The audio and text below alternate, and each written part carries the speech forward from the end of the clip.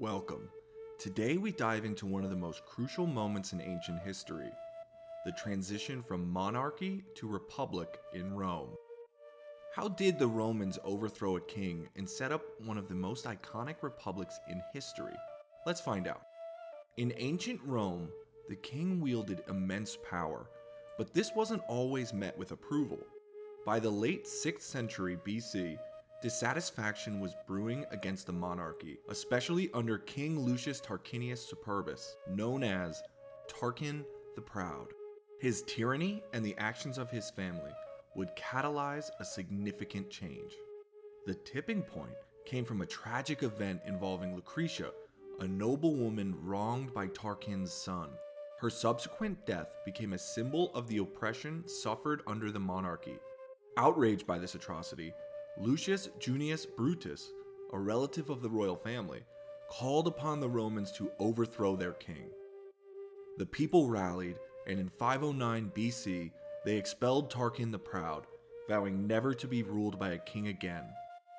Thus ended the era of the Roman monarchy, giving way to a new republican form of government.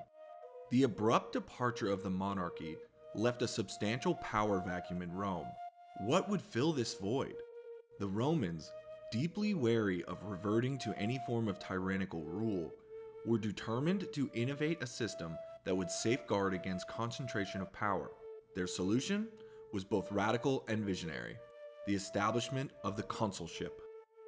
This dual office, held by two elected consuls, was designed to split the highest civic authority, ensuring that no single individual could wield supreme power. Each consul held office for only 1 year and possessed the ability to veto decisions made by the other, thereby creating a built-in check against potential abuse of power. This system was a direct response to the injustices perceived under the kings, particularly the last king, Tarquin the Proud, whose reign had ended in tyranny and revolt. To further distribute authority, the Romans formalized the role of the Senate, a body that had existed in less defined forms even during the monarchy.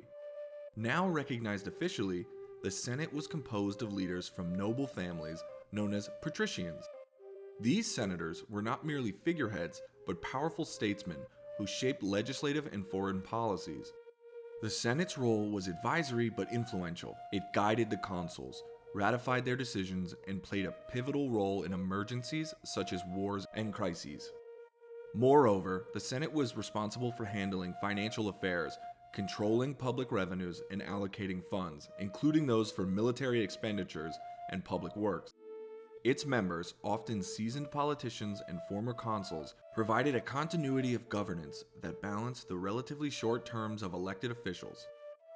This structure allowed Rome to develop a sophisticated system of checks and balances that curtailed the rise of any new autocrat and ensured a broader distribution of power among Rome's elite. This innovative political architecture laid the foundational principles of Roman Republic governance. It reflected a profound shift from monarchic rule to a form of democracy that, while limited to a subset of the population, offered a new vision of civic administration based on shared responsibility and legal restraint. The joy of the new republic was, however, not universally shared. While the patricians adapted quickly to the new political landscape, enjoying power and privileges, the plebeians, common farmers, artisans, and soldiers, found themselves largely excluded from the political process. They could vote, but not hold most official positions, which led to significant social and economic disparities. Tensions escalated, leading to the first succession of the plebes in the early 5th century BC. The plebeians, fed up with their lack of influence and protection, withdrew en masse from the city, leaving it defenseless. This nonviolent protest forced the patricians to negotiate, resulting in the creation of the Tribune of the Plebes. This new office had the power to intervene on behalf of the plebeians and veto unfair laws proposed by the Senate and consuls, providing a critical check on the power of the patrician class. Further reforms followed, including the laws of the 12 Tables, Rome's first set of written laws, drafted by a special commission of patricians and plebeians. These laws were a foundational step towards greater legal transparency and equality, setting a legal framework that allowed for more inclusive governance. The early Republican period was marked by significant reforms that influenced the political landscape for centuries to come. The establishment of a republic based on shared power and checks and balances was revolutionary. These early conflicts and resolutions between patricians and plebeians shaped a governance system that, far from perfect, aimed to balance the needs and rights of different social groups within Rome.